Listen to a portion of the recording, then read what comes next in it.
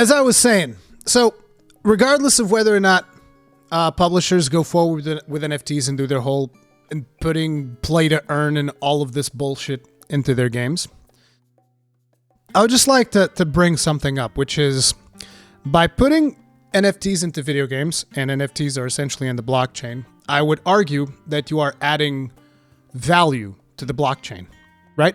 I mean, I think that that's a pretty reasonable thing to say. If you put more things in the blockchain, you're adding value to the blockchain. Now, for those of you who don't know, blockchain is also like where all cryptocurrencies and all this nonsense is, right? So that's where all the crypto miners are. They're in there. Like that's what they go do. They get their fucking, they buy 1 million GPUs or whatever. They make their crypto farms and they just start farming crypto in the blockchain and all of this nonsense, right? So essentially, these video game publishers that are choosing to add NFTs into video games and to, as the president of Square Enix put it, decentralizing video games. I just feel like decentralizing is just a stupid fucking buzzword, but whatever. As they decentralize video games by adding NFTs to them, which can be mined and all of this stuff, they're adding value to the blockchain, which in turn basically means you're providing additional value to crypto miners, which, as we all know, they're kind of like scummy people in general because basically they single-handedly destroyed the GPU market for PCs. And you guys are like, but Rurikhan, the COVID is the culprit. It's like, no. Listen, I've been trying to get a GPU long before COVID hit, and I couldn't find a goddamn GPU. And if you would find a GPU, it would be priced out the ass.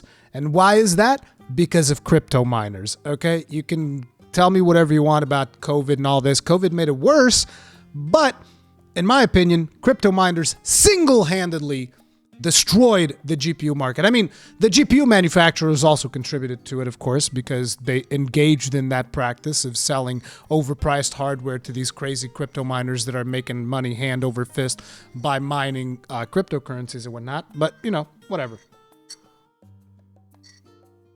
So, if a video game publisher is adding value into the blockchain, and therefore, by direct association, adding value towards a crypto miner, which therefore, by association, you know, they get more value, they get more money, therefore they have more money to spend on buying more GPUs, they're going to be driving the GPU market even more skywards because heavensward, even one could say, they're going to drive the GPU market heavensward because they can afford to buy more GPUs. And the interesting thing here is, I had this notion that the customers of video game publishers would be people like me, right? We're, technically speaking, we're the customers, people like you here in this chat or watching this video on YouTube. You guys are supposed to be the customers of these publishers. But interestingly enough, any video game publisher that essentially adds NFTs into their video games is directly working against the interests of their main customer base, because by providing value to the blockchain, therefore providing value to crypto miners, which then are able to purchase additional GPUs and drive the price of GPUs even higher, and thus making it harder for your everyday gamer like you or me to buy a new GPU, you're essentially driving your own market into the ground. I'm just curious if there's like a flaw in my... So like if you're watching this on YouTube, let me know in the comment section. If you're watching this here on stream, let me know if there's anything wrong with my thought process here. That's the way that I'm looking at this, right? I mean, on top of it, you have the semiconductor shortage, which means not only, you know, if you want to get into PC gaming, you simply can't. You can't get into PC gaming right now because good luck finding any GPU out there. It's even hard to find like certain processors because they're stealing those as well. So it's like you can't get into PC gaming because you can't get a GPU. You can't get into console gaming because the semiconductor shortage and scumbag scalpers out there are basically selling you PlayStation 5s for God knows how redonkulously expensive, right? So you can't really do much. You're just kind of like screwed. And so it's interesting that these video game publishers, this is the business model that they wish to support. They want to support the blockchain that is essentially destroying gaming. Pretty much. It's pretty much destroying gaming. And you know, maybe I'm, what do you call it? The exaggeration thing? I forget. There's a specific word for exaggeration, but I didn't sleep much today as usual, so. Maybe I'm exaggerating a little bit here, but that's the way that I look at these things, okay? And then we haven't even gotten hyperbolic. Yes. Am I being a little bit hyperbolic? Hey, Gaijin, how you doing? So, if I'm not being hyperbolic, I mean, I think I'm being hyperbolic, but even if I'm not, like, even if I am, I still think that this is essentially the logical conclusion of what publishers are doing, which I think is pretty bad for their own business model. And then on top of it, it's like a lot of people are like, oh my God, it's going to be so innovative to have NFTs in video games. You're going to be able to play to earn. And it's like, let me just explain to you something about play to earn. You know what's going to happen with play to earn? You know what's going to happen? It's like, think about MMOs right now. What is one of World of Warcraft's biggest problems?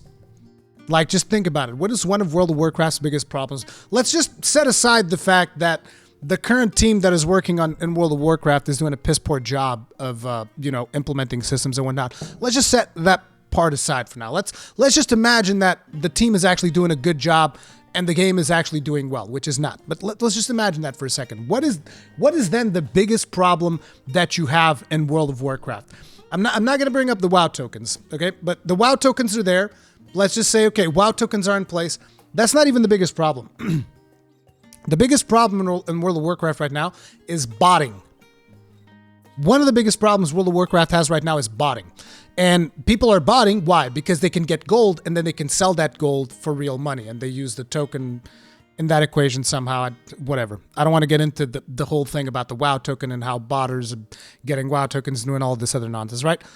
Point of the matter is you can basically sell gold in World of Warcraft, and Blizzard isn't really doing much against the botting, or if they're trying to do much, they can't seem to get a handle on it. What do you think is going to happen when you have a video game that has NFTs behind it? I mean, just think about it. What do you think is going to happen when you have a video game that has NFTs and like one of its biggest selling points is play to earn? You can play to earn. It's going to be fucking riddled with bots. Okay? It's going to be 1,000% riddled with bots. There's going to be bots all up in that bitch, just basically grinding everything that you can imagine. Like, you thought World of Warcraft was bad? You put a game that actually gets any modicum of success and has NFTs implemented in it? I guarantee you, it's going to be plagued with bots. And that's just one of the aspects. So you're going to have bots. And some of you guys might think, but Rurikhan, I'd be able to make money while playing a video game. It's like, yeah, sure. You're going to be making like $10 a day. $10 a day. In the meantime, the person who's operating the bot farm is going to be making like, I don't know, 200, 300, depends on whatever game economy. I'm just throwing numbers out there. I'm just giving you like a scale, right? You, the regular gamer that you think you're going to be playing to earn, unless you're going to be operating a bot farm or you're going to be playing like 24/7 and figuring out all the stuff, like you literally have to optimize the fun out of the video game because it's going to become a job, which is something that I would not recommend to anyone. But hey, if people are excited about play to earn, you do you. When I was younger, I was excited about the concept of play to earn. I remember being real excited. There was this game that was out. I forget the name, but there was like this MMO that was out where you could like transfer in-game currency to real money. I forget the name. And I was always super excited. But then I looked at that game's visuals and I was like, damn, this game looks like ass. Game looks like ass. I don't think this is worth it. I'd rather play and not earn because these other games look more fun. It was not the Second Life. There was another one. But either way, right? So we've discussed about the fact that this business model essentially hurts gamers as a whole, and essentially hurts the business itself. Because here's the thing: if you have a successful video game, but gamers can't actually buy hardware at the game because your successful video game is also basically supporting the people that are destroying the process of gamers gaining access to hardware, you're not going to have a lot of people playing it. Because people are not going to have the hardware to run your game unless you're talking about making a game that can run on a toaster, which is probably going to be what most publishers are going to end up doing, because I'm sure that someone smarter than me has thought about this. They're like, hey, dude, if we keep supporting this thing, then gamers are not going to be able to actually buy GPUs, so our game can't be very resource intensive. So at that point, you're talking about, okay, so in terms of innovation, we're not talking visual / animation type of innovation. So what type of innovation are we talking about here? It's play to earn. It's like, okay, play to earn, that's not a big innovation. We already talked about that. It's probably going to be just like fucking infested with bots. Now comes the other downside. You know how a lot of people don't like the fact that a lot of their video games are basically always online? Guess what decentralizing a fucking video game means? You have to be always online.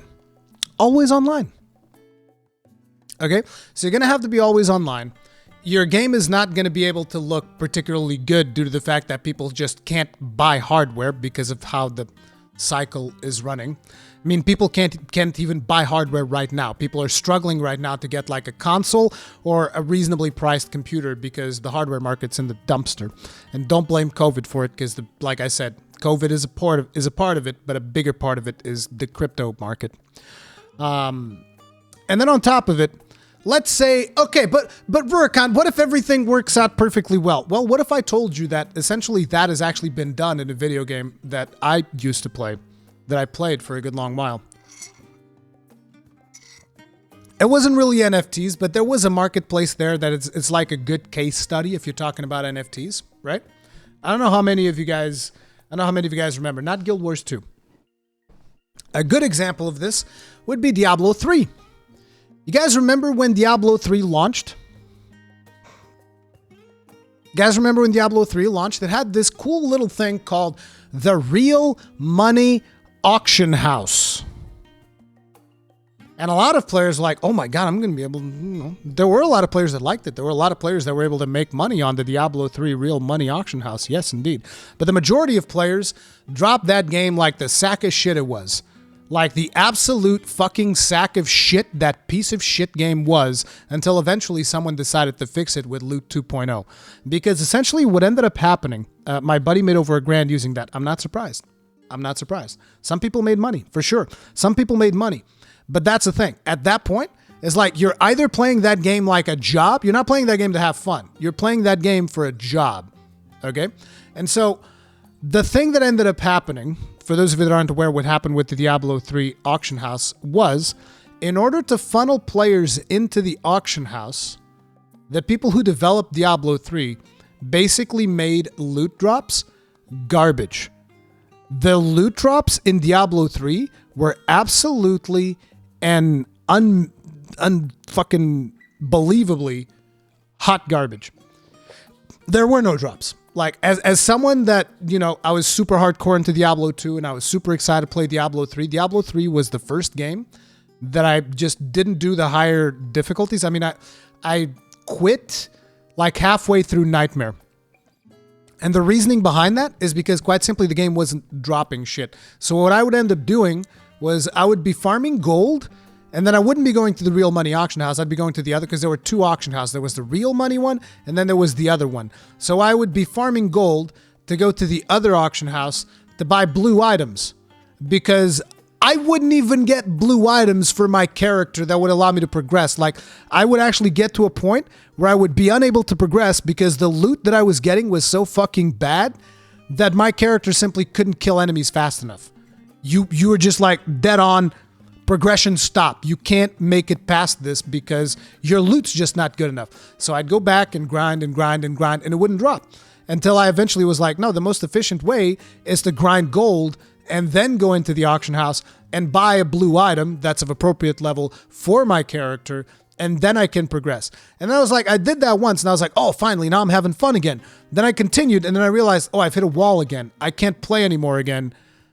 I guess I have to go back and grind gold again. So I grind gold again, and I bought another item, and I realized, like, I'm not playing Diablo. I don't even know what the fuck I'm playing. I'm playing like some kind of a fucking Korean grinder bullshit nonsense. Is that what I'm doing? Because, like, this ain't Diablo. Like, Diablo to me was always about, like, oh, man, we got this amazing fucking loot drop. And it's like, don't get me wrong. I'm fine with having to go grind it until the loot drop drops. But it's like the rate at which you would get loot in Diablo 2 and the rate at which you get loot in Diablo 3 was not even remotely comparable. They literally just like closed the tap. That's what they did. They closed the loot tap to force players into the auction house. And like that, I guarantee you, Blizzard made a fuck ton of money because they would get a kickback every time someone would sell something. And there were a lot of people who were obsessed with Diablo, obviously, because it's a fantastic franchise. I love the Diablo franchise. I've told you guys this. When they announced Diablo Immortal, there's like a 7 series, there's like 7 videos that I made just like in sheer disappointment at what they had done to one of my favorite franchises of all time. So it's like, you know, it was just seeing what they had done to that thing was incredibly disappointing. And like I said, a lot of people made a ton of money. And because a lot of people love that franchise, they were willing to buy the items from the auction house, like the expensive shit. So a lot of people got fleeced out of their money and Blizzard made a fucking killing over it. What do you think is going to happen with NFTs? Sorry, I choked on my tea. Like, think about it. Right? If Diablo 3, the way that it went down with the real money auction house was basically they closed the tap on loot to force players to go into the auction house. What do you think is going to happen with NFTs? How are they going to increase the value of the NFTs that they put in video games? They need to be rare. They need to be rare. The rarer an NFT is, the more money it's going to be worth it. And therefore, they're going to close the tap on the loot to force you to go to the blockchain if you want to buy your items so that you can continue progressing on these innovative video games that are going to include NFTs. And I'll tell you right now, in my opinion, and from my experience in the gaming industry of late, if a publisher is willing to support NFTs in this way, which, like I already said, basically screws over gamers big time, they're going to also lean into pay-to-win aspects, 1,000%. 1,000% they're leaning into pay-to-win aspects. So basically, video games that implement NFTs, they're going to become a job. I don't think that they're going to be very fun. I don't think that they're particularly innovative because all of these things that people are talking about, but NFTs and play to earn and all, none of it sounds innovative to me. You know what sounds innovative to me? Like AI improvements on video games, that's innovation, you know? Fucking variable frame rates so that games can run at faster frame rates, that's innovation. Really cool motion capturing, that's innovation. Fucking NFTs, that's monetization, not innovation, okay? So they are going to try and sell you on NFTs as the future of video games. I'm going to tell you that not only they're not the future of video games, I mean, they might end up being the future of video games, but they're not the future of interactive experiences as we know them. And you are most likely not going to enjoy this future. There's going to be a lot of people that it's going to be great for them because they're going to just like start playing video games like a job. But I think that a lot of video gamers, we play games to escape. As a form of escapism. We're not looking to, you know, jump into a video game to earn a living. That's not the way that I look at it.